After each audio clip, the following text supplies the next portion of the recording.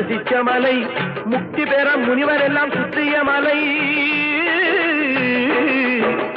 எத்தனையோ முனிவர் எல்லாம் சுற்றிய மலை, இத்தனைக்கும் இந்த மலை ஏழைக்குத்தான் சொந்த மலை. இத்தனைக்கும் இந்த மலை ஏழைக்குத்தான் சொந்த மலை.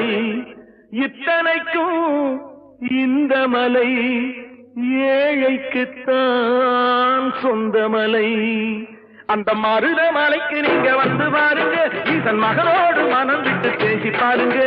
தீராத வினைகள் எல்லாம் தீர்ந்து போகுங்க, சத்தியமா சொல்லுறேன், தீராத வினைகள் எல்லாம் தீர்ந்து போகுங்க.